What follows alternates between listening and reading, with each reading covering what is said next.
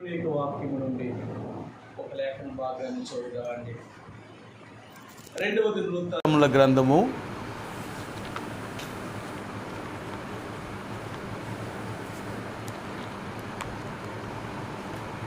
15వ అధ్యాయము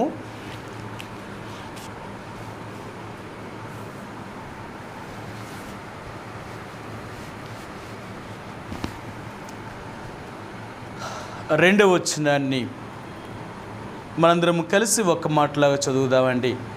2వ వచనాన్ని మనందరం కలిసి ఒక్క మాటలా చదువుదాం.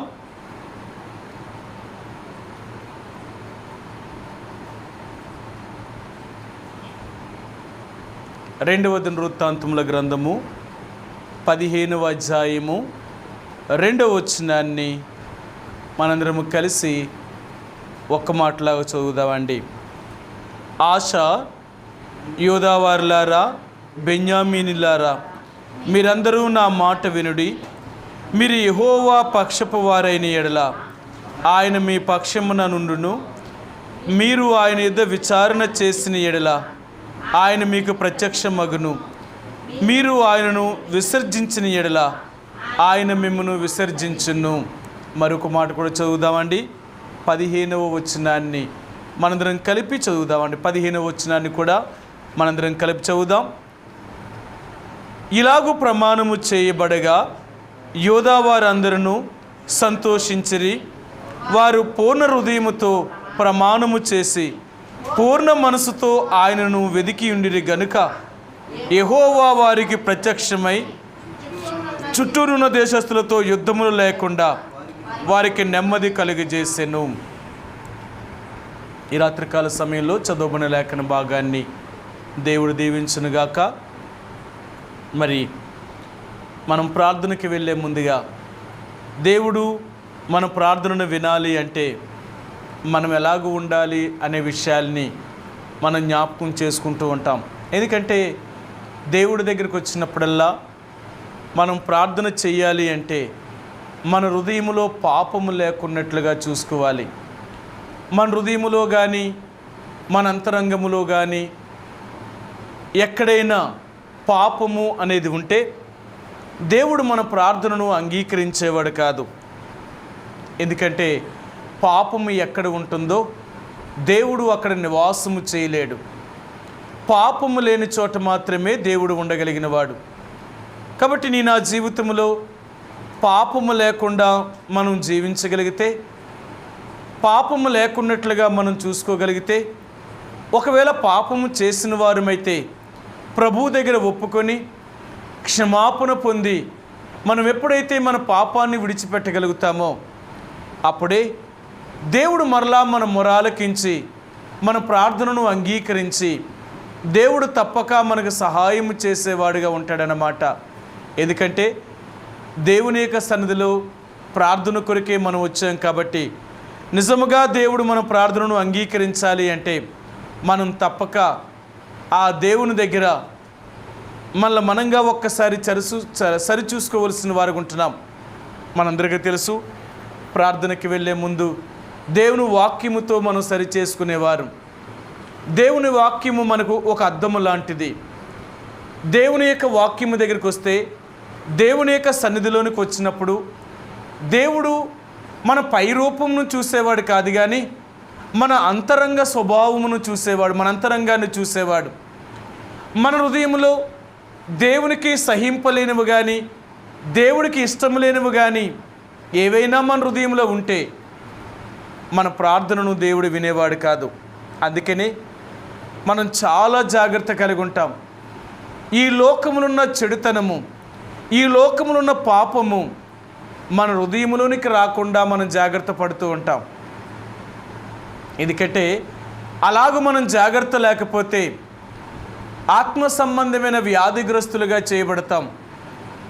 అందుకని చాలామంది నాడు దేవుని యొక్క ప్రజలుగా చెప్పబడుతున్నవారు ఎలాగున్నారు అంటే బలహీనులుగాను వ్యాధిగ్రస్తులుగాను చాలామంది మరణించిన వారిగా ఉంటున్నారు. ఎందుకు అంటే లోకము వారిలోనికి ప్రవేశించడం వల్ల దేవుని యొక్క మాట వినకుండా లోక సంబంధము, లోకములో ఉన్నవన్నీ కూడా వారి హృదయాన్ని వారు ప్రేరేపించి హృదయంలోనూ వారు తెచ్చుకోవడం వల్ల దేవుడు వారికి దూరం అవుతున్న పరిస్థితులు కలిగి ఉంటాం. కాబట్టి ఈ లోకము మన హృదయంలోనికి రాకూడదు. ఎన్నోసార్లు మనం చెప్తూ ఉంటాం, లోకములో ఉన్నదంతయు అనగా శరీరాశ, నేత్రాశ, జీవపడంబం. ఈ లోకములో చూసినవి మనకు ఎలా కనపడుతున్నాయి అంటే చాలా ఇష్టముగా కనబడుతూ ఉంటుంది. అందుకనే ఈ లోక సంబంధమైన వాటికి మనం ఇష్టపడేవారం కాదు. లోకము ఏదైతే ద్వేషిస్తుందో వాటిని మనం ఇష్టపడతాం. మనం ఏదైతే ద్వేషిస్తామో లోకము దానికి ఇష్టపడేది. కాబట్టి దేవుని యొక్క ప్రజలుగా మనం దేవుని యొక్క సన్నిధిలో ప్రార్థనకి వెళ్ళే ముందుగా మనలోనికి లోకము రాకున్నట్లుగా, అనగా శరీర సంబంధమైనవి కానీ, చూసినవి కానీ, జీవపడంబము కానీ మనలోనికి లేకున్నట్లుగా, రాకున్నట్లుగా మనం చాలా జాగ్రత్త పడవలసిన వారికి ఉంటున్నాం.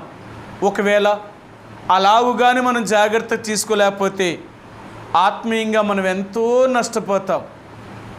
ఆత్మీయంగా నష్టపోయింది ఇక్కడ మనకు కనపడదు.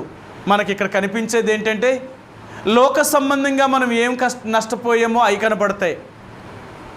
మనం లోకములో ఏమి సంపాదించుకున్నాం, లేక ఏమి నష్టపోయాం, ఏమి సంపాదించుకోలేదు, ఈ లోకంలో మనం పోగొట్టుకునేవే మనకు కనపడుతున్నాయి. కాబట్టి వాటి గురించే మనం ప్రయాసపడుతున్నామే కానీ ఆత్మ సంబంధమైన వాటి గురించి ప్రయాసపడతలేదు. కాబట్టి రాత్రి దేవుడు అనేది ఏంటంటే శరీర సంబంధమైనవి మనం కలిగి ఉంటే శరీర సంబంధమైనవి కొంత మట్టుకు మాత్రమే మనతో ఉండేవిగా ఉంటాయి. ఆత్మ సంబంధమైనవి స్థిరముగా నిలిచేవిగా ఉంటాయన్నమాట. కాబట్టి ఈ రాత్రికాల సమయంలో దేవుని యొక్క ప్రజలుగా మనం ప్రార్థనకి వెళ్ళే ముందుగా మనం చాలా జాగ్రత్తగా మనం చూసుకోవలసిన వారికి ఉంటున్నాం. మనం దేవుని యొక్క ప్రజలు, మన యొక్క జీవితంలో పాపము లేకున్నట్లుగా మనం ఎప్పుడైతే చూసుకోగలుగుతామో ఆ సమయంలో నువ్వు ఏది దేవుడిని అడిగినా ఆ దేవుడు లేక యేసు ప్రభువారు తప్పక మనకు అనుగ్రహించగలిగిన వాడు. అదే అంటాడు ఆయన, తనకు నిజముగా ఎవరైతే మొరపెడతారో, యథార్థముగా ఎవరైతే మొరపెడతారో వారి కష్టముల నుండి, వారి బాధల నుండి, వారి ఇబ్బందుల్లో నుండి, వారి కరువు కాటకాలలో నుండి, అన్నిటిలో నుండి దేవుడు వారిని విడిపించగలిగిన దేవుడు. నీవు నేను సేవించుచున్న దేవుడు జీవము కలిగిన దేవుడు. అంతేకాదు ఆ దేవుడు ఎంత గొప్పవాడు అంటే ఆయనకు అసాధ్యమైనవి, ఆయన చేయలేనివంటూ ఏమీ లేవు భూమి మీద. ఆయన సమస్తమును చేయగలిగిన వాడు. కాబట్టి ఈ రాత్రికాల సమయంలో దేవుని యొక్క ప్రజలుగా మనం ప్రార్థనలోకి వెళ్ళే ముందుగా మనం ఎలాగ ఉంటే దేవుడు మన ప్రార్థన వింటాడు, మనం ఏం చేస్తే దేవుడు ప్రార్థన వింటాడు అనేవి మనం తెలుసుకోవలసిన వారికి ఉంటున్నాం. అలాగ లేకుండా మనం ఏదో దేవుడిని ప్రార్థించినంత మాత్రానికి దేవుడు నా ప్రార్థనను ఆయనేమీ అంగీకరించేవాడుగా ఉండడు. కాబట్టి రాత్రికాల సమయంలో దేవుని యొక్క ప్రజలుగా మనం దేవుని యొక్క సన్నిధిలో ప్రార్థనకి వెళ్ళే ముందుగా ఈ 2వ దినవృత్తాంతాల 15వ అధ్యాయములో ఈ ఆశ యొక్క విధానాన్ని, జీవితాన్ని మరొకసారి దేవుడు మనకు జ్ఞాపకం చేయాలనుకుంటున్నాడు. ఆయన ఈ సమయంలో మరి దేవుడు ఇశ్రాయేలు వాళ్ళక యోధావారిగా వారికి మరి దేవుని యొక్క ఆత్మైన ఓబేదు కుమారుడైన అజరియా మీదకి వచ్చి ఆనాడు దేవుని యొక్క ప్రజలకు ఈ విషయాలన్నిటినీ కూడా దేవుడు జ్ఞాపకం చేస్తూ ఆయన తెలియచేస్తూ వచ్చాడు. ఆయన సరే చూద్దాం. ఈ 15వ అధ్యాయములో 2వ వచనంలో ఆయన ఈ మాట చెప్తున్నాడు. ఆశ యోధావారులారా, బెన్యామీనీయులారా, మీరందరూ నా మాట వినుడి. మీరు యెహోవా పక్షపు వారైన యెడల ఆయన మీ పక్షమున నుండును. మీరు ఆయన యొద్ద విచారణ చేసిన యెడల ఆయన మీకు ప్రత్యక్షమగును. మీరు ఆయనను విసర్జించిన యెడల ఆయన మిమ్మును విసర్జించును. ఆశ చెప్తున్నాడు, యోధావారులారా, బెన్యామీనీయులారా, ఎప్పటికైనా మన దేవుడైన యెహోవా చెప్పుచున్న మాటను శ్రద్ధగా విను. ఏంటి అంటే నిజంగా మీరు ఆయన పక్షపు వారైన యెడల ఆయన కూడా మీ పక్షపు వాడవుతాడు. మీరు ఆయన పక్షంగా ఉంటే ఆయన మీ పక్షముగా ఉంటాడు. మీరు ఆయన్ను ప్రేమిస్తే ఆయన మిమ్మల్ని ప్రేమిస్తాడు. మీరు ఆయన్ని విసర్జిస్తే ఆయన మిమ్మల్ని విసర్జిస్తాడు. కాబట్టి మీరు ఏం చేస్తున్నారో ఒక్కసారి ఆలోచించండి. మీరు చేసేది ఏంటో తెలుసుకోగలిగితే దానివల్ల మీకెంతో లాభం కలుగుతుంది అనే విషయాన్ని ఇక్కడ ఆయన జ్ఞాపకం చేస్తూ వస్తున్నాడు. ఇక్కడ ఆయన జ్ఞాపకం చేసేది ఏంటంటే, మీరు యెహోవా పక్షపు వారైన ఎడల, సరే, మీరు యెహోవా పక్షపు వారైన ఎడల ఆయన మీ పక్షముగా ఉండును. మనము దేవుని పక్షముగా ఉన్నామా లేదా? మనం దేవుని వైపు ఉన్నామా లేదా?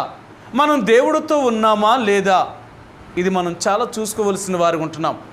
రక్షించబడ్డాం, మారు మనసు పొందాం, దేవుని బిడ్డలమని మనం చెప్పబడుతున్నాం. కానీ మనం దేవుని పక్షముగా ఉన్నామా?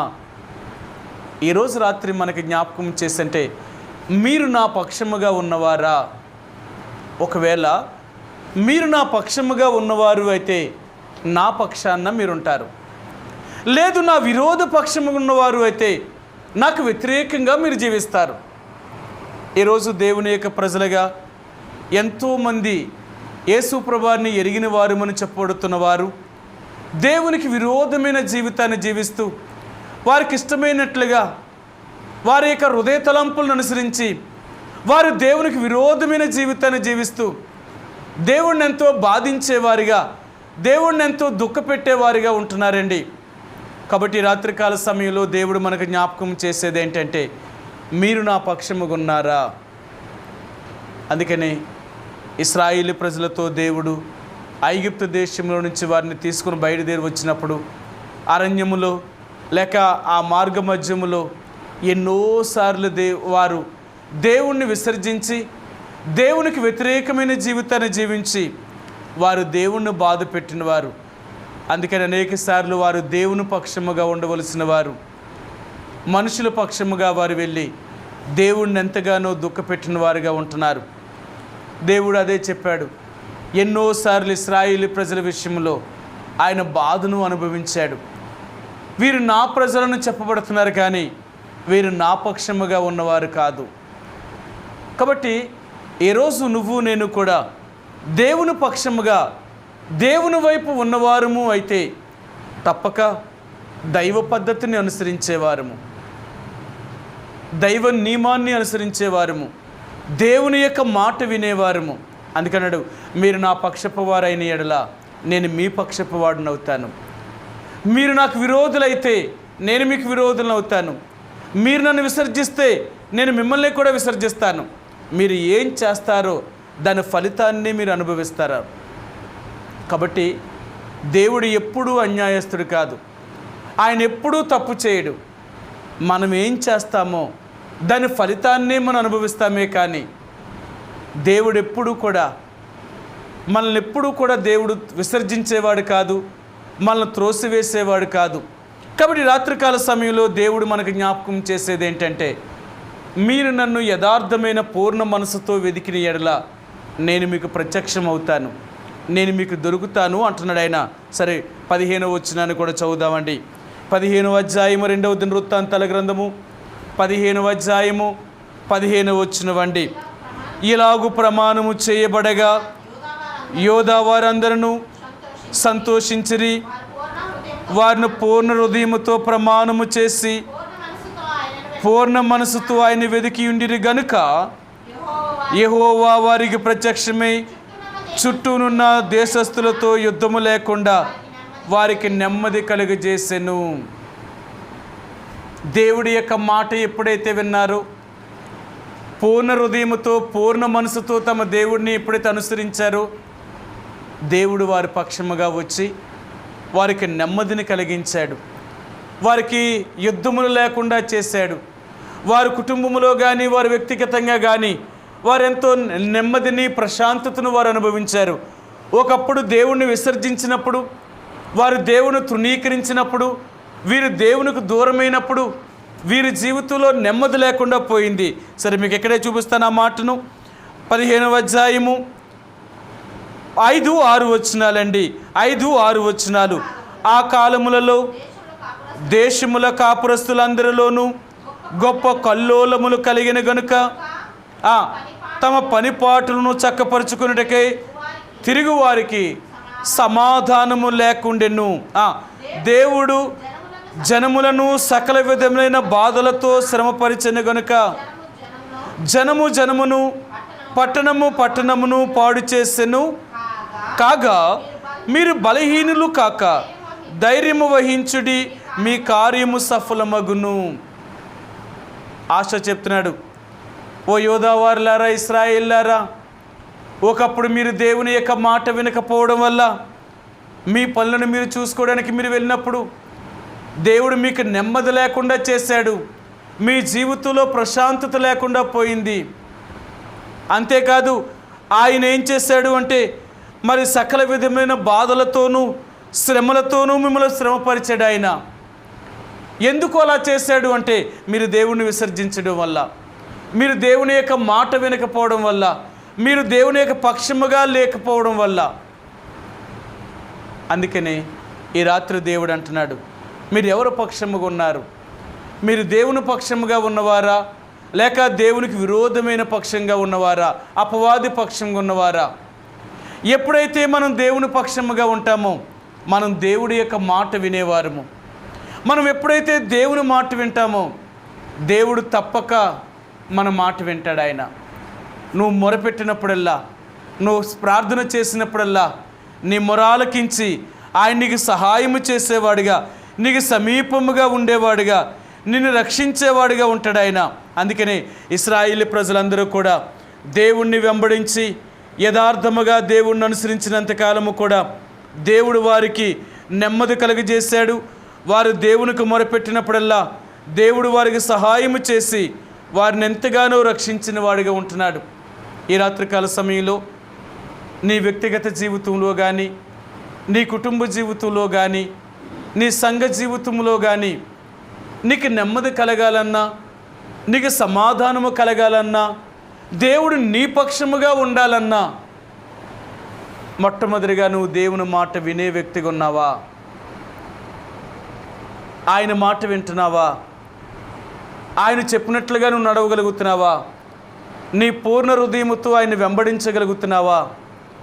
ఒకవేళ నీ పూర్ణ హృదయముతో నువ్వు దేవుని వెంబడించలేనప్పుడు, నువ్వు వెదకలేనప్పుడు దేవుడి దగ్గర నుంచి నువ్వు ఎటువంటి సహాయాన్ని కూడా నువ్వు పొందలేవు. దేవుడిని నువ్వు ఎంత ప్రార్థించినా దేవుడు నీ ప్రార్థనను అంగీకరించేవాడు కాదు. ఎందుకంటే ఆయన విసర్జించిన వారు కానీ, ఆయన వెదకలేని వారికి కానీ, ఆయన పక్షముగా లేని వారికి కానీ ఆయన ఎప్పుడూ వారికి సహాయం చేసేవాడు కాదు. ఎందుకంటే దేవుని పక్షముగా ఎవరైతే ఉంటారో వాళ్ళకు మాత్రమే దేవుడు సహాయం చేస్తాడు. కానీ దేవునికి విరోధముగా జీవించే వారికి ఎవ్వరికీ దేవుడు ఆయన సహాయము చేసే దేవుడు కాదు. కాబట్టి రాత్రికాల సమయంలో దేవుని యొక్క ప్రజలుగా మనం ప్రార్థించే ముందుగా మనం దేవుని పక్షముగా ఉన్నామా? మనం దేవుడి యొక్క మాట విన్నామా? ఆయన పూర్ణమైన హృదయంతో పూర్ణ మనసుతో ఆయన వెదగలుగుతున్నామా? ఒకవేళ అలాగూ చేయగలిగితే నీ జీవితంలో దేవుడు నెమ్మదిని ఇవ్వాలనుకుంటున్నాడు. ఈ రాత్రి దేవుడు నీకు సమాధానాన్ని ఇవ్వాలనుకుంటున్నాడు ఆయన. అంతేకాదు సకలమైన బాధల్లో నుండి, సకలమైన శ్రమలన్నిటిలో నుండి ఆయన నిన్ను విడిపించి నీకు ప్రశాంతమైన జీవితాన్ని ఇవ్వాలనుకుంటున్నాడు. అందుకని యేసుప్రభువారు ఈరోజు మరలా అనేది ఏంటి తెలుసా? నీకు నేను ప్రశాంతమైన నెమ్మదిని అనుగ్రహించగలిగిన వాడిని, నీకు విశ్రాంతిని కలగజేస్తాను అంటున్నాడు ఆయన. యెషయా గ్రంథము 26వ అధ్యాయము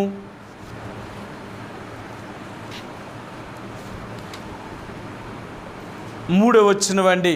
3వ వచనం, ఎవని మనసు నీ మీద అనుకొనునో వానిని నీవు పూర్ణ శాంతి గలవానిగా కాపాడుదువు. చాలండి.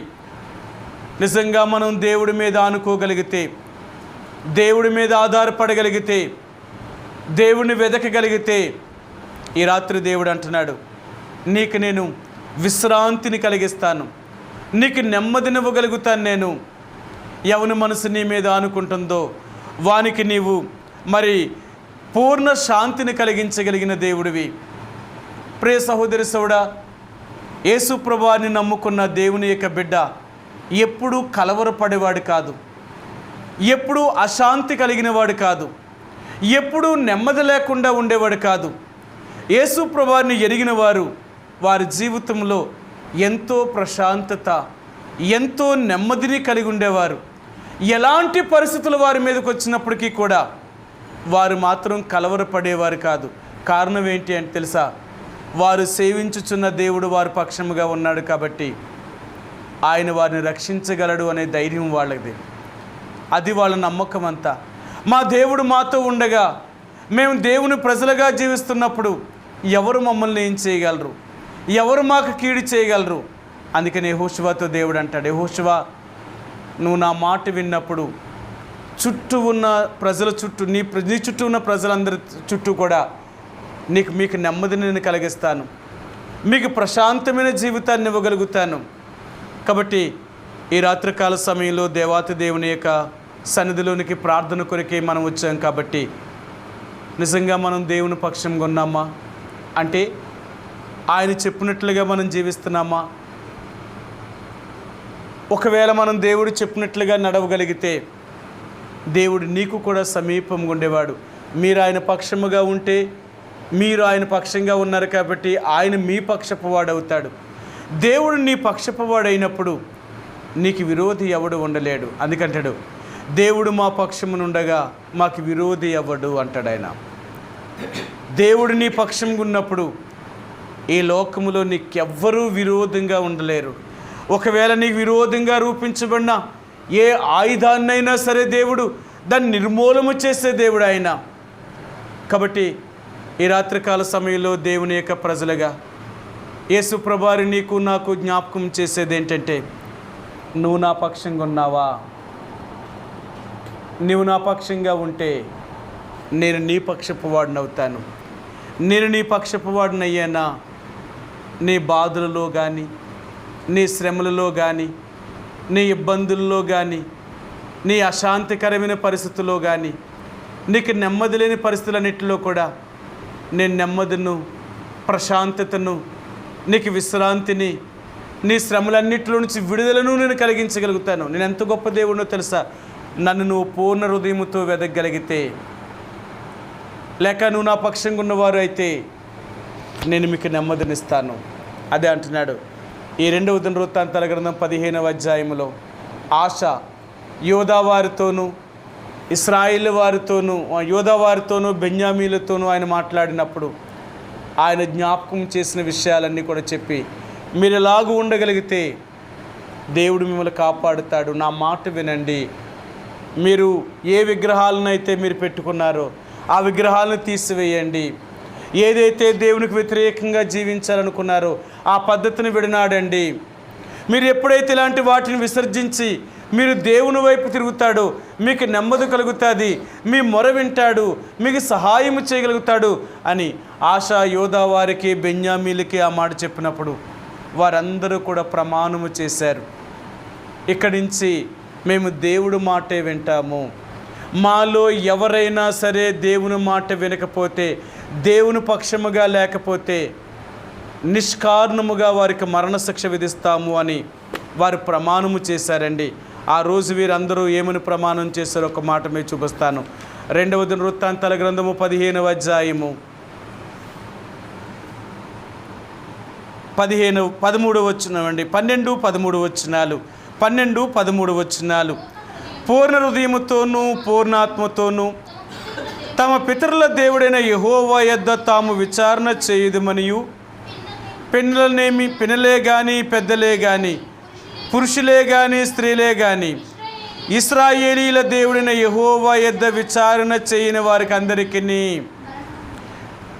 ఇశ్రాయేలు వారి విచారణ చేయ వారికి అందరికీ మరణము విధించుదుమనియు నిష్కర్ష చేసుకొనిరి. ఆ రోజు వారు ఒక శబ్దము చేశారు, ప్రమాణము చేశారు, ఒక నిష్కర్ష చేశారన్నమాట. ఖచ్చితంగా మేము దేవుడికి ఇలాగే ఉంటాము. ఒకవేళ ఎవరైనా మాలు అలాగే లేని ఎడల వారికి మరణశిక్ష విధిస్తాము అని వారు నిబంధన చేశారు. ఎప్పుడైతే వారు ఇశ్రాయేలు యోధావారు బెన్యామీనీలు చిన్నలే కానీ పెద్దలే కానీ వారందరూ కూడా దేవుడి దగ్గరికి వచ్చి ప్రమాణము చేశారు కాబట్టి దేవుడు వాళ్ళ పక్షముగా ఉన్నాడండి. చూడండి, ఒక మాట మీరు చూపిస్తాను. 19వ వచనం అండి, 19వ వచనం, 15వ అధ్యాయము 19వ వచనం. ఆశా ఏలుబడి యందు 35వ సంవత్సరము వరకు యుద్ధములు జరగలేదు. 35 సంవత్సరముల వరకు వారి జీవితంలో యుద్ధాలే లేవండి. ఎంత ప్రశాంతమైన జీవితాన్ని దేవుడిచ్చాడు, ఎంత నెమ్మదినిచ్చాడు దేవుడు. అదే దేవుడు అంటున్నాడు, మీరు నా పక్షపు వారైతే, లేక నన్ను పూర్ణ హృదయంతో మీరు నన్ను వెతికితే, లేక మీరు నాతో నిబంధన చేసుకోగలిగితే, నేను మీతోటే ఉంటామని నిబంధన చేయగలిగితే, ఆనాడు 35 సంవత్సరాలు యోధా వారికి నెమ్మది కలిగించాను. వారికి ఏ యుద్ధాలు రాలేదు, వారికి ఎటువంటి సమస్యలు రాలేదు. కాబట్టి ఈరోజు మరలా చెప్తున్నాను, మీరు నాతో నిబంధన చేసుకో, అంటే నాతో ఒక తీర్మానం చేసుకో. నువ్వు నాతో జీవిస్తానని నువ్వు తీర్మానం చేసుకోగలిగితే, నువ్వు నా మాట వింటానని నువ్వు తీర్మానం చేసుకోగలిగితే, నేను చెప్పినట్లుగా నువ్వు జీవించగలిగితే, నేను మరలా చెప్తున్నాను, నువ్వు బ్రతుకు దినములన్నిటిలో కూడా నీకు నెమ్మదిని కలిగిస్తాను. నేను ఏ అలజడి నీకు రానివ్వను, ఎటువంటి దుర్వార్తను నీ మీదకి రానివ్వను. నువ్వు బ్రతుకు దినములన్నిటిలో కూడా నీకు క్షేమము కలిగినట్లుగా, నీకు మేలు కలిగినట్లుగా నేను చేయగలుగుతాను. నేను దేవుణ్ణి. ఈ రాత్రికాల సమయంలో దేవుడు జ్ఞాపకం చేసేది ఏంటంటే, నువ్వు నా మాట వింటున్నావా? నా పక్షంగా నువ్వు ఉన్నావా? నా మాట విని నా పక్షంగా నువ్వు ఉండి నీ పూర్ణ హృదయంతో, నీ పూర్ణాత్మతో నువ్వు నన్ను వెదకగలిగితే, నువ్వు నా మాట వినగలిగితే, ఈరోజు మరలా చెప్తున్నాను, నీకు నెమ్మదినిస్తాను. నీ జీవిత దినములన్నిటిలో కూడా, నువ్వు బ్రతుకు దినములన్నిటి కూడా నీకు సమాధానము, మేలు నీకు కలిగేదిగా ఉంటుంది. ప్రశాంతమైన సమయాన్ని దేవుడు అనుగ్రహించేవాడు. ఈ రాత్రికాల సమయంలో దేవుని యొక్క ప్రజలుగా మనం ప్రార్థనకి వెళ్ళే ముందుగా, దేవుడిని నా ప్రార్థన విని నీకు నాకు నెమ్మదిని, మన బాధల్లోనూ మన శ్రమలన్నిటి నుంచి విడుదల దయచేసి నీకు ప్రశాంతతను కలిగించాలి అంటే, మన జీవితంలో నెమ్మదిని కలిగించాలి అంటే, మనం దేవుని యొక్క మాట వినేవారిగా ఉన్నామా? యథార్థముగా ఆయన వెతుకుతున్నామా? మనం వెతికేదేంటి? ఏమి వెతుకుతున్నాం? మనం వెతుకుతున్నది ఏంటో ఒక్కసారి ఆలోచించు. రెండవదిగా, మనం ఎవరి పక్షంగా ఉన్నవారము? ఒకవేళ మనం నిజంగా దేవుడు పక్షంగా ఉన్నవారమైతే మనం దేవుడు మాట వినాలండి. అందుకని అంటాడు ఆయన, నిజంగా దేవుని పక్షముగా ఉన్నవారెవ్వరూ కూడా తప్పు చేయడానికి ఇష్టపడరండి. తప్పు చేశారా ఎవరైనా, అలాంటి వారికి విరోధులుగా మారిపోతారు వీరు. సరే, మీకు ఈ మాట చూపిస్తాను. మీ అందరికీ తెలుసు, ఆనాడు ఇశ్రాయేలీలు ఆ అరణ్యములో మరి బయలుదేవతను వారు పూజించడం ప్రారంభించారు. నిర్గమాకాండము 32వ అధ్యాయము, నిర్గమాకాండము 32వ అధ్యాయము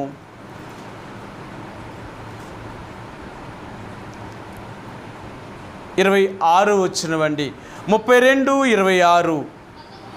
అందుకు మోషే పాలెము యొక్క ద్వారమున నిలిచి, యెహోవా పక్షమున్న వారందరూ నా యొద్దకు రండని ఆయన లేవీలందరూ ఆయన యొద్దకు కూడి వచ్చిరి. ఆయన అంటున్నాడు, యెహోవా పక్షముగా ఉన్నవాడు ఎవరైనా ఉన్నారా మీలో? ఇశ్రాయేలీ ప్రజల్లో 12 గోత్రాల్లో ఉన్నవారు వాళ్ళందరూ విచ్చలివిడిగా తిరుగుతున్నారు. దైవ భయం పోయింది. వారు దేవునికి వ్యతిరేకమైన జీవితాన్ని జీవిస్తున్నారు. సరే, అందుకని అంటున్నాడు, ఈరోజు మరలా దేవుడు అంటున్నాడు, దేవుని యొక్క ప్రజలు అంటే వారు బయలును పూజించేవారు కాదు, అంటే తమ సొంత ఇష్టాన్ని పూజించేవారు కాదు. దేవుని యొక్క ప్రజలు ఎప్పుడైతే అయ్యామో ఆ రోజు నుంచి మనకి మన ఇష్టం అనేది ఏమీ లేదు. మనం మన స్వచిత్తం మీద ఆధారపడేవారం కాదు, మనకిష్టం వచ్చినట్లుగా ఉండడానికి ఇష్టపడేవారం కాదు. అందుకనే బైబిల్ గ్రంథంలో అంటాడు, మీరు మీ స్వబుద్ధిని ఆధారము చేసుకొనక నీ సొంత బుద్ధి మీద నువ్వు ఆధారపడొద్దు. రెండవదిగా, నీ జీవితంలో ఎప్పుడు కూడా నీ స్వచిత్తము అనేది ఉండకూడదు, నీ ఇష్టం అనేది ఉండకూడదు. ఒకవేళ నీ స్వచిత్తంగా నువ్వు జీవించాలి అనుకుంటే నేను నీకు అవసరం లేదు. నేను ఎప్పుడైతే నువ్వు నన్ను నమ్ముకున్నావో ఆ రోజు నుంచి నా ఇష్టం మీద నువ్వు ఆధారపడాలా. నువ్వేది చేయాలనుకున్నా, నువ్వెక్కడికి వెళ్ళాలనుకున్నా, నువ్వు ఏది చేసినప్పటికీ కూడా అది దేవుని ఇష్టమా కాదా అని నువ్వు గుర్తించాలి. అందుకని బైబిల్ గ్రంథాలు అన్నాడు, ఆనాడు ఇశ్రాయేలు ప్రజలు అలాగా ఆలోచించలేదు. అందుకని వారు ఈ అహరోను దగ్గరికి వెళ్ళి అన్నారు, ఆ మోషే అన్నవాడు ఏమాయనో మాకు తెలియదు, ఇప్పుడు మా ముందు నడవడానికి ఒక దేవతను మా కొరకు చెయ్యి, మాకు ఒక దేవుడు కావాలి అని ఆనాడు ఇశ్రాయేలు ప్రజలందరూ కూడా అహరోను దగ్గరికి వెళ్ళి వారి మీదుగా అహరోను దగ్గరికి వెళ్ళినప్పుడు అహరోను ఒకటే అన్నాడు, నేనేమీ చేయలేను, అయినా మీరు నన్ను ఒత్తిడి చేస్తున్నారు కాబట్టి ఓ పని చేయండి, మీ దగ్గర ఉన్న బంగారం అంతా తీసుకొని రండి అని తీసుకొచ్చినప్పుడు అగ్నిలో పారి పొగరుతో ఒక రూపాన్ని ఏర్పరిచి ఇదే మీ దేవుడు అని చెప్పాడు. అలాంటి పరిస్థితుల్లో మోషే కొండ దిగి వచ్చినప్పుడు ఇశ్రాయేలు ప్రజలు విచ్చలవిడిగా తిరుగుతున్నారంట.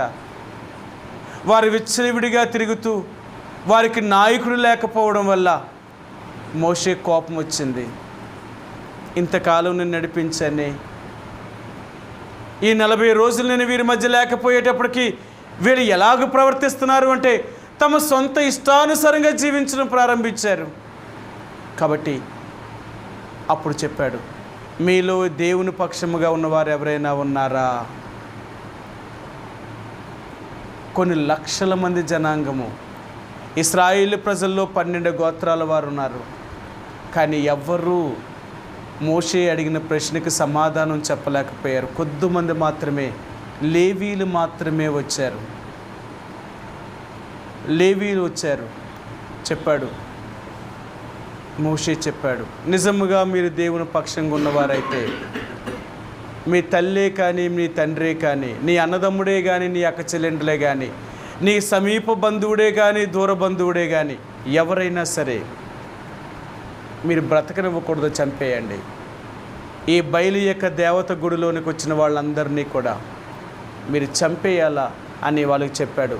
మీ నడుమును కత్తికి చేత పట్టుకొని దొరికిన వాళ్ళందరినీ చంపేయండి, మీ చేతికి ఎవరు దొరుకుతారో వాళ్ళు చంపేయండి, వాళ్ళని మీరు ఎవరిని చూడొద్దు, మీకు దొరికిన వాళ్ళందరూ చంపి పారేయమన్నప్పుడు దేవుని పక్షముగా ఉన్నవారు ఆ రోజు తమకి అడ్డొచ్చిన వారిని అక్కడ పూజ చేస్తున్న వాళ్ళందరినీ కూడా చంపి పారేశారు.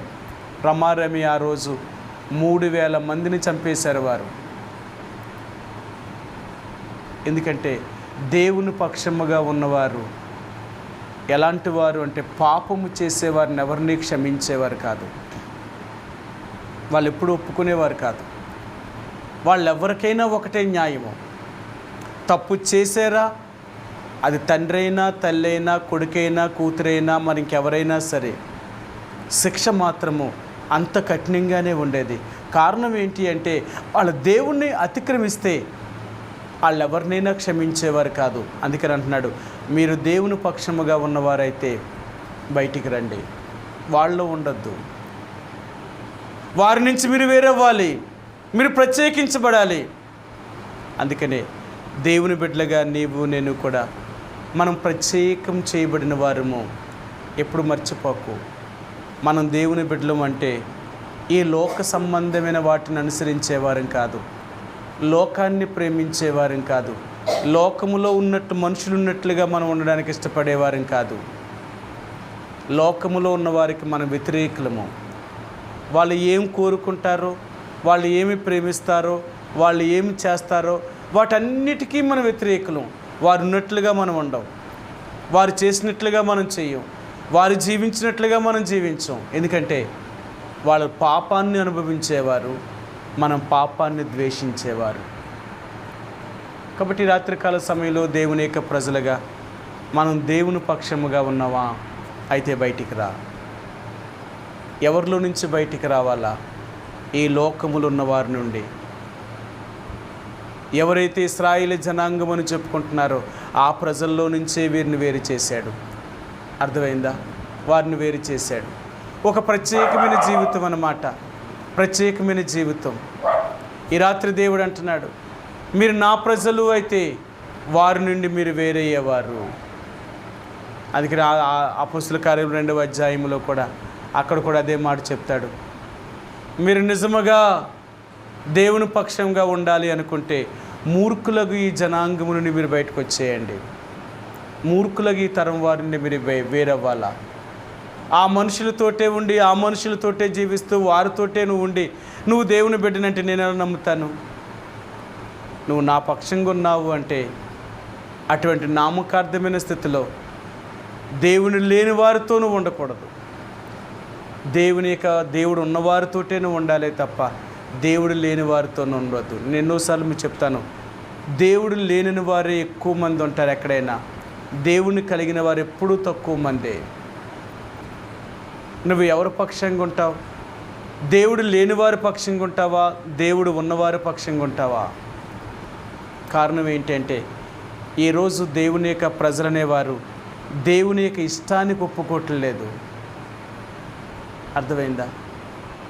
ఈరోజు దేవుని యొక్క మందిరములో నిజమైన సరిదిద్దడం అనేది కానీ గద్దించడం అనేది కానీ ఇలాంటి ఏవి మందిరాల్లో కనపడతలేదండి. ఈరోజు నువ్వు సరిచేయబడ్డానికి ఇష్టపడకపోతే నువ్వు ఎలాగ బాగుపడతావు? మీ ఇంట్లో మీ పిల్లలను చూడండి, మీరు కొడతారు, తిడతారు, మీరు గద్దిస్తారు. ఎందుకు అలా చేస్తారు? వాళ్ళు బాగుపడాలి అంటే వాళ్ళని అలా చేయాలంతే. మరి దేవుని యొక్క మందిరంలో ఇక్కడ మనం బాగుపడాలి అంటే, ఆత్మీయంగా జీవించాలి అంటే మనం ఎలాగ ఉండాలి? ఈరోజు ఎవరు గద్దింపుని ఇష్టపడుతున్నారు? ఎవరు దేవుడి మాట వినడానికి ఇష్టపడుతున్నారు? లోబడే తత్వం ఎక్కడుంది? అందుకని దేవునికి లోబడేవారు, దేవుని మాట వినగానే విధేయత చూపేవారు చాలా తక్కువ మంది. ఆ తక్కువ మందిలో నువ్వు ఉన్నావా లేదో ఒకసారి చూసుకో. దేవుడు ఎప్పుడు కూడా సంఖ్యను చూసే దేవుడు కాదు. ప్రజాబలము దేవుడికి అక్కర్లేదు. దేవుడు కావాల్సింది ఏంటో తెలుసా? యథార్థతను చూసేవాడు. అందుకని అంటాడు, మన దేవుడు ఎవరు అంటే ఆయన యథార్థత మీదనే మన దృష్టి నిలిపేవాడు, కానీ యథార్థత లేని వారి మీద దృష్టి నిలిపేవాడు కాదు. ఈ రాత్రికాల సమయంలో దేవుడు నీకు నాకు జ్ఞాపకం చేసేది ఏంటంటే, నీకు నేను సమాధానము కలిగించాలంటే, నీ బాధల నుండి నీ శ్రమల్లో నుంచి నిన్ను విడిపించాలి అంటే, నీకు ప్రశాంతతను దయచేయాలి అంటే ఇప్పటికైనా ఆలోచించు. నన్ను నీ పూర్ణ హృదయముతో వెతుకుతున్నావా? నిజంగా నువ్వు నా పక్షంగా ఉన్నావా? నా మాట వినగలుగుతున్నావా? నా చిత్తమేంటో నువ్వు తెలుసుకోగలుగుతున్నావా? నీ ఇష్టానుసారంగా నువ్వు కోరుకునే వ్యక్తివి కాదు. నీ ఇష్టానుసారమైన జీవితాన్ని జీవించే వ్యక్తివి కాదు. దేవుని యొక్క ఇష్టానికి నువ్వు లోబడే వ్యక్తివై ఉండాలా. ఎప్పుడైతే నువ్వు దేవుని యొక్క ఇష్టానికి లోబడతావో అప్పుడే దేవుడు నిన్ను ఆశీర్వదించడం మొదలు పెడతాడు. బైబిల్ గ్రంథాలు అంటాడు, ఇది మొదలుకొని యెహోవా మిమ్మల్ని ఆశీర్వదించునుగాక అంటాడు ఆయన. దేవుని యొక్క ఆశీర్వాదం ఎప్పుడు నీ మీదకి వస్తుందో తెలుసా? నువ్వు దేవుని యొక్క మాటకు విధేయత చూపినప్పుడు. ఈ లోకంలో ఉన్న వేరైన జీవితాన్ని, ఒక ప్రత్యేకమైన జీవితాన్ని జీవించే వ్యక్తివి. అలాగే ఎప్పుడైతే నువ్వు నేను జీవించగలుగుతామో నువ్వు మొరపెట్టగానే దేవుడు నీ ప్రార్థన వింటాడు. నువ్వు నీ కష్టంలో కానీ నీ బాధలో కానీ నువ్వు శ్రమల్లో కానీ ఉండగానే నీ బాధల నుండి, నీ కష్టాల నుండి, నీ శ్రమల నుండి విడిపించగలిగిన దేవుడు, నువ్వు నేను సేవించుచున్న దేవుడు జీవము కలిగిన వాడు. ఆయన్ను నువ్వు నేను పడుతున్న బాధను చూసి సంతోషించేవాడు ఎప్పటికీ కాదు. మనం బాధపడుతున్నాము అంటే మన బాధల్లో నుంచి విడిపించగలిగిన దేవుడు ఆయన. అంత గొప్ప దేవుణ్ణి కలిగి ఉన్నాం.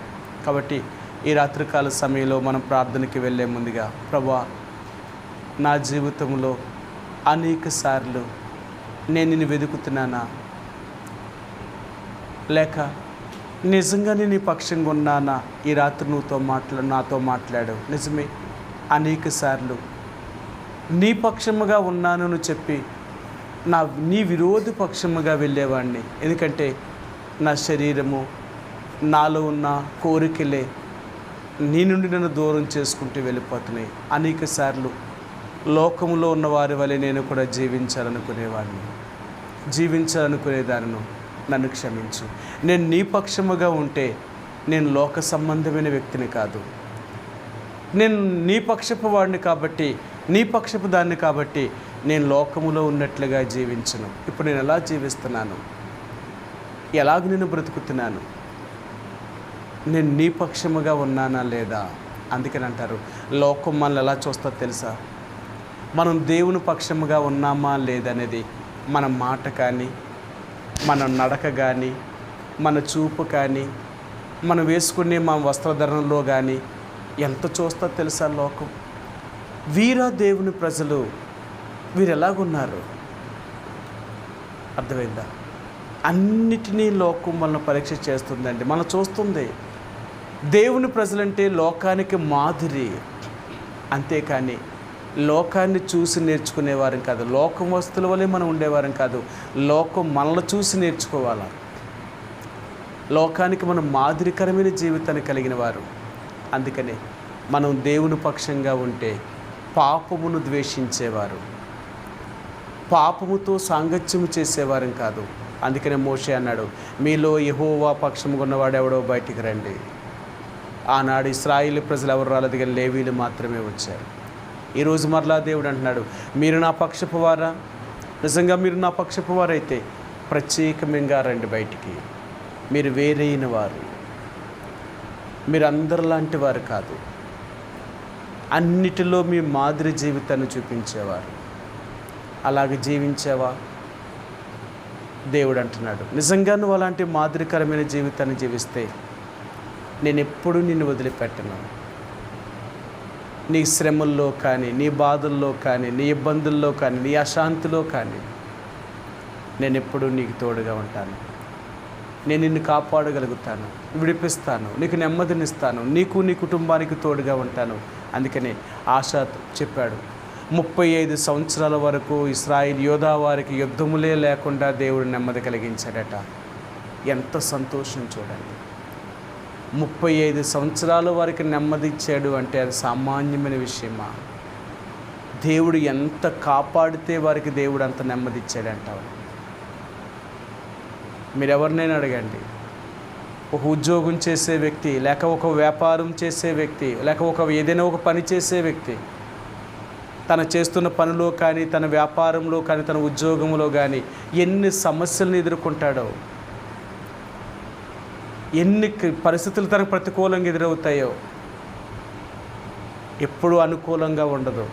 కానీ నువ్వు నిజంగా దేవుడు మాట వింటే నీ జీవిత దినాలన్నిటిలో కూడా ప్రశాంతతను కలిగించగలిగిన వాడు, నీకు నెమ్మదినివ్వగలిగిన వాడు, నీకెప్పుడు కూడా ఏ సమస్య లేకుండా దేవుడి యొక్క మాట వింటున్నావు కాబట్టి దేవుడు నిన్నెప్పుడూ కాపాడేవాడు. అందుకని ఆశాకు చెప్తున్నాడు, 35 సంవత్సరాల వరకు యోధా వారికి, బెన్యామీనీలకి యుద్ధములే కలగలేదు. ప్రశాంతమైన జీవితాన్ని జీవించారు. విస్తారమైన వెండి బంగారములను సంపాదించుకోగలిగారు. వారి జీవితంలో ఏదీ నష్టపోలేదు. అలాంటి జీవితాన్ని దేవుడు ఇవ్వాలనుకుంటున్నాడు. ఈరోజు నీవు నేను కూడా అలాంటి అనుభవాలు గుండా జీవితాన్ని నువ్వు అనుభవించాలి అంటే దేవుడు మాట విను. ఆయన పక్షముగా ఉండడానికి ప్రయత్నించే, ఆయన్ని విసర్జించడానికి ప్రయత్నించేయదు, ఆయనకు వ్యతిరేకంగా జీవించడానికి ప్రయత్నించేయదు. ఒక ప్రత్యేకమైన జీవితాన్ని జీవించడం కొరకై మన లోకానికి వేరైన జీవితం జీవించేవారు, అందరిలాంటి వారం కాదు. మనం ఎప్పుడైతే అలా జీవించగలుగుతామో దేవుడు తప్పక మనల్ని ఆశీర్వదించగలిగిన వాడు. కాబట్టి రాత్రికాల సమయంలో మనం ప్రార్థనకు వెళ్ళే ముందుగా నేను ఆ సమస్యల నుంచి దేవుడు విడిపించాలి అంటే మనం దేవుని పక్షంగా ఉన్నామా? ఆయన నిజంగా పూర్ణమైన మనసుతో వెదగలుగుతున్నామా? ఒకవేళ అలాగ నువ్వు పూర్ణమైన మనసుతో దేవుని వెతికి నిజంగా నువ్వు దేవుడి పక్షంగా ఉన్న వ్యక్తివైతే ఈరోజు మరలా దేవుడు అంటున్నాడు, నేను నిన్ను ఆశీర్వదిస్తాను, నేను నీకు తోడై ఉంటాను, నిన్ను కాపాడుతాను అంటున్నాడు. కాబట్టి ఈ రాత్రికాల సమయంలో కొద్ది సమయం మనం ప్రభు యొక్క సన్నిధిలో మనంగా పరిశీలన చేసుకొని ఎలాగ ప్రత్యేకమైన జీవితాన్ని జీవించాలో, లోకానికి ఎటువంటి మాదిరికరమైన జీవితాన్ని జీవించాలో, అంతేకాదు మనం దేవుని యొక్క మాట వింటున్నామా? మన స్వచిత్తం మీద కాక దేవునికి ఇష్టం మీద మనం ఆధారపడుతున్నామా? ఒకవేళ అలాగ చేయగలిగితే దేవుడు నిన్నెప్పుడూ విడిచిపెట్టేవాడు కాదు. ఆయన చిత్తానుసారంగా జీవించే వాళ్ళందరికీ కూడా ఆయన సహాయము చేసేవాడే తప్ప ఆయన ఎప్పుడూ తృణీకరించేవాడు కాదు, త్రోసివేసేవాడు కాదు. అందుకని అంటాడు, నా చిత్తం చెప్పున జరిగించేవాడే వాడు నన్ను సంతోషపరిచేవాడు. నేను వారితో ఉంటాను, వారు నాతో ఉంటారు. నేను ఎప్పుడైతే వారితో ఉంటానో వారి సమస్యలన్నిటికీ అది పరిష్కారం అంటున్నాడు. కాబట్టి మనం దేవుడిని కలిగి ఉన్నంతకాలము దేవుడు మనల్ని ఆశీర్వదించాలంటే మనం దేవుడు మాట విందాం, ఆ రీతిగా ప్రభువుకు అప్పగించుకుందాం. ఈ రాత్రికాల సమయంలో కొద్ది సమయం మరి చెదిరి ఉన్న పరిశుద్ధులైన వారి కొరకు, దేవుని యొక్క రక్తం ఇచ్చి కొనబడిన దేవుని యొక్క ప్రజలు మన రాష్ట్రంలో, మన దేశంలో, ప్రపంచ దేశాల్లో ఎక్కడున్నా ఎవరు ఎలాంటి ఆర్థికమైన సమస్యలతో బాధపడుతున్నా వారి సమస్యలంట్లో దేవుడు సహాయం చేసేలాగా ప్రార్థన చేయండి. విశ్వాస కుటుంబంలో ఉన్న సమస్యల కొరకే, వారి యొక్క బిడ్డల కొరకే, వారి కుటుంబంలో రక్షణ లేని వారి కొరకే, ఇలా వారికి ఉన్న ఆర్థికమైన సమస్యల కొరకే ప్రార్థన చేద్దాం. అలాగే మన దేశంలో, ప్రపంచ దేశాల్లో ఎన్నో కోట్ల మంది ప్రజలు రక్షణ లేని వారు ఉంటున్నారు. వారు రక్షణ పొందేలాగా ప్రార్థన చేయండి. ప్రభు చిత్తమైతే వారిని లోకము నుండి, పాపం నుంచి దేవుడు విడిపించేలాగా. అలాగే దైవ సేవకులైన వారి కొరకు ప్రార్థన చేయండి. అలాగే ఎంతోమంది దేవుణ్ణి నమ్ముకున్నామని చెప్పుకుంటూ సాతానుడి చేత మోసగించబడి, తప్పుడు బోధల్లోనూ తప్పుడు బోధకుల చేతిలో బంధించబడి, వాక్యానికి విరోధమైన జీవితాన్ని జీవిస్తూ నిత్య నరకానికి పాత్రలు అవుతున్నారు. అలాంటి వారిని సాతాను యొక్క చేతిలో నుంచి దేవుడు విడిపించి వాక్యానుసారమైన జీవితాన్ని జీవించట్లో ప్రభు సహాయం చేసేలాగా ప్రార్థన చేయండి. అలాగే మన దేశానికి, ప్రపంచ దేశాలకి, మన రాష్ట్రానికి సమాధానము, శాంతిని, నెమ్మదిని దేవుడు అనుగ్రహించేలాగా ప్రార్థన చేయండి. పరిపాలన చేస్తున్న నాయకులైన వారు, అధికారులు, ప్రభుత్వం వారు న్యాయబద్ధమైన పరిపాలన చేయగలుగుట్లో ప్రభు వారికి సహాయం చేసేలాగా ప్రార్థన చేయండి. అలాగే మరి తిరిగి మన దేశంలో, ప్రపంచ దేశాల్లో దేవుణ్ణి నమ్ముకున్న దేవుని ప్రజలను, దేవుణ్ణి ఎరగిన వారైన అన్యజనులు, నామకార్థులైన వారు, కమ్యూనిస్టు వారు, అలాగే మన దేశంలో బీజేపీ వారితో కలిసి పనిచేస్తున్న 4 తెగల వారు, వారిని రక్షించేలాగా, అలాగే వారి చేతిలో బాధించబడుతున్న దేవుని ప్రజలకు కావలసిన ఆదరణ, ధైర్యాన్ని, నెమ్మదిను, విడుదలను, స్వస్థతను దేవుడు దయచేసేలాగా ప్రార్థన చేయండి. అలాగే ఇజ్రాయేల్ దేశం కొరకు శత్రువులతో యుద్ధం చేస్తున్నారు, వారికి విజయాన్ని దేవుడు దయచేసేలాగా, వారి ఆర్థిక పరిస్థితులు దేవుడు చక్కపరిచేలాగా ప్రార్థన చేయండి. అంతేకాదు వారికి మందిరం తిరిగి కట్టబడడం కొరకే, దేవుని యొక్క వాగ్దానం నెరవేర్చబడడం కొరకే ప్రార్థన చేయండి. అలాగే తిరిగి హెబ్రోనులో జరుగుతున్న సమాధానంగా వారందరూ కూడా సమాధానంతో దేవుని యొక్క పరిచర్య చేయాలనుకుంటున్నారు. ఆ సమాధానాన్ని దేవుడు సాతాను పోగొట్టకుండా సమాధానంతో పరిచర్య జరిగించబడడం కొరకు అక్కడున్న దైవ సేవకుల కొరకు ప్రార్థన చేయండి. అలాగే అక్కడున్న దైవ సేవకులైన వారు, సేవకురాండ్లు, అలాగే 4 గంటల బోధలో నమ్మకంగా సేవను చేస్తున్న దైవ సేవకులైన వారు మన రాష్ట్రంలో, మన దేశంలో, ప్రపంచ దేశాల్లో ఎక్కడున్నా వృద్ధాప్యులు ఉన్న వారికి పునరుద్ధాన శక్తిని, అనారోగ్యంతో వారికి దేవుడు స్వస్థతను అనుగ్రహించి వారిని, వారి కుటుంబాలని సంరక్షించి పోషించి దేవుని యొక్క సంఘాలని దేవుని రాకడ కొరకే సిద్ధపరిచే అభిషేకం వారికి దయచేసేలాగా ప్రార్థన చేయండి. అలాగే తిరిగి ప్రార్థన చేయండి.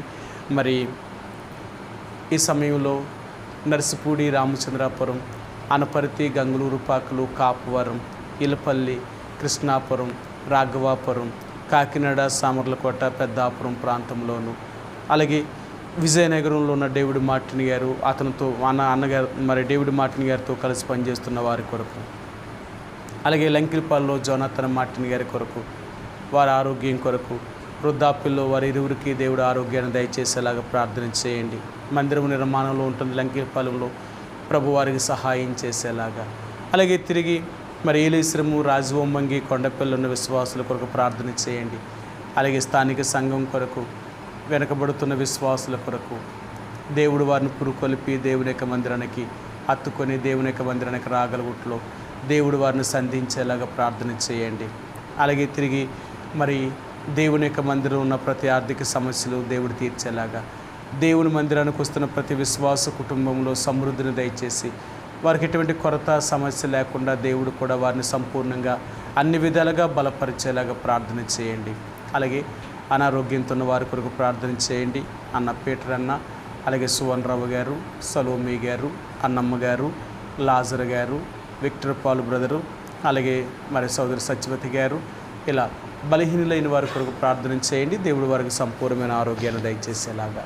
అలాగే మీ వ్యక్తిగతంగాను మీ కుటుంబంగాను ఏమైతే మీ సమస్యలు ఉన్నాయో వాటి కొరకు కూడా ప్రార్థన చేయండి. దేవుడు తప్పక మీ వ్యక్తిగతంగాను మీ కుటుంబంగాను ఉన్న సమస్యల్లో కూడా ప్రభు సహాయం చేయను గాక.